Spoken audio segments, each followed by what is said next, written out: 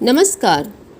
सकला भक्त के सभी दर्शकों को मेरी राम राम। शिक्षाप्रद कथाओं में आज की मेरी कथा है सत्यमेव जयते। एक राजा था, पराक्रम और अभिमान का पुतला।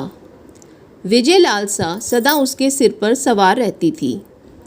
शत्रुओं को जीतने मात्र से उसे तृप्ति नहीं होती थी।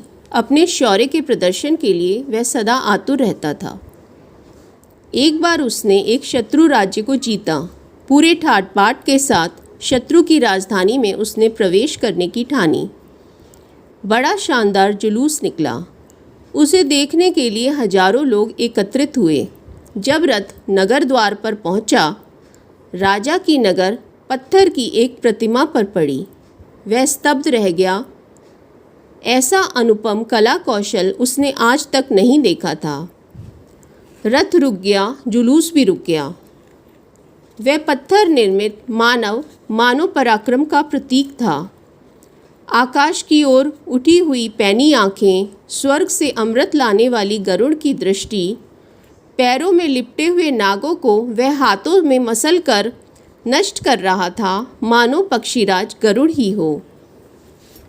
मंत्रमुग्ध राजा ने पूछा, इसका शिल्पी कौन है, सामने आए। उसे आशा थी कि जनसमूह में से कोई आगे आएगा और झुककर अभिवादन करते हुए कहेगा कि महाराज, मैं इसका निर्माता हूँ। परंतु जब यह आशा पूर्ण नहीं हुई, तब राजा ने तनिक ऊंचे और रूखे स्वर में फिर वही आदेश दोहराया। तब भी सन्नाटा छाया रहा।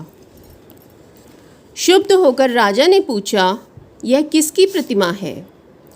महाप्रतापी महाराज ने अभी जिसे पराजित कर भगा दिया है, उसी कायर राजा का पुतला है यह। किसी ने बहुत से डरते डरते निवेदन किया।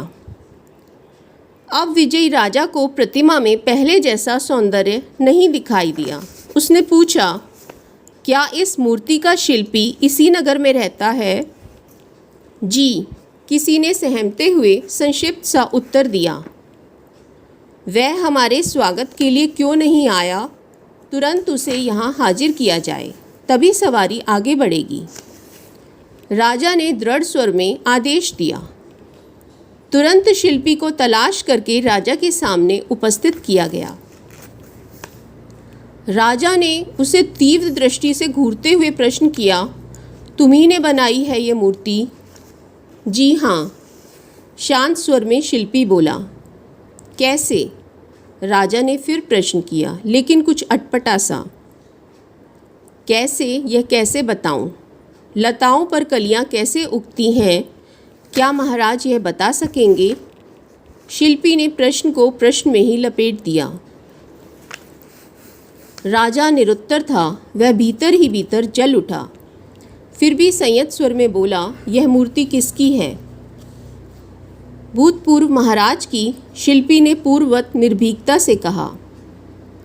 आज वह महाराज तो क्या, राजा भी नहीं है। विजेता ने उपहास करते हुए कहा, क्या ऐसे कायर को पराक्रमी बताना दुनिया को धोखा देना नहीं है?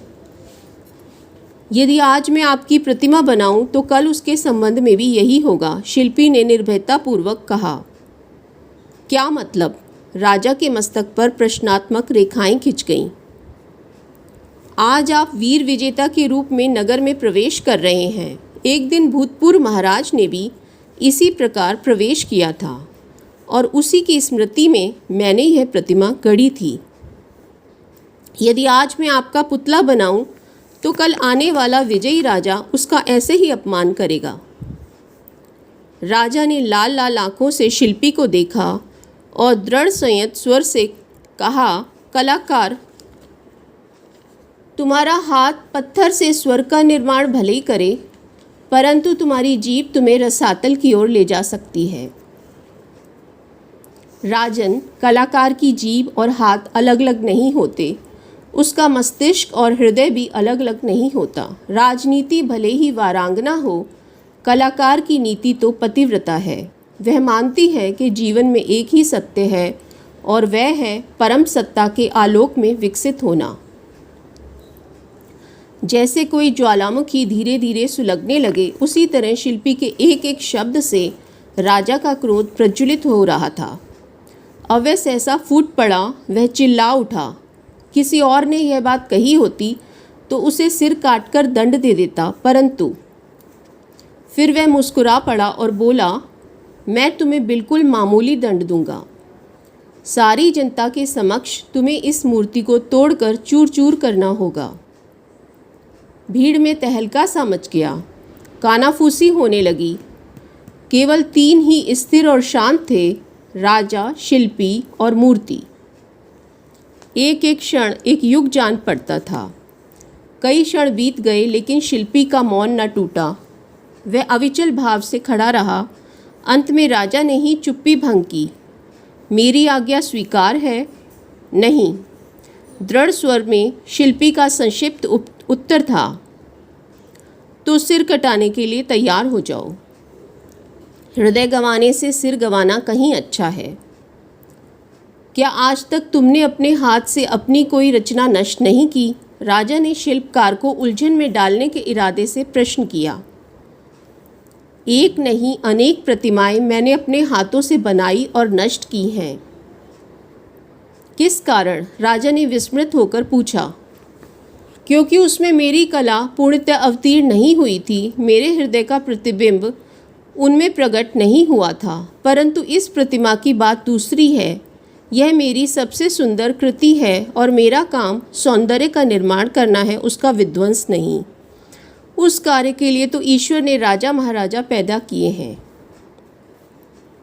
जनता थर-थर काँप उठी। उसने समझ लिया, राजा का इस तरह अपमान करने वाला उद्यत कलाकार अब कुछ ही क्षणों में परलोक का मेहमान बनने वाला है। परंतु वह चकित रह गई। राजा सिर झुकाकर खड़ा था। बड़ी देर बाद उसने गर्दन ऊपर उठाई और कहा, कलाकार, मैंने तुम्हारे इस राजा को परास्त किया था, परंतु इस पत्थर की प्रतिमा ने मुझे परास्त कर दिया। शस्त्र की जीत अंतिम जीत होती है, यही मेरा आज तक विश्वास था, परंतु आज तुमने मेरी आंखें खोल दी।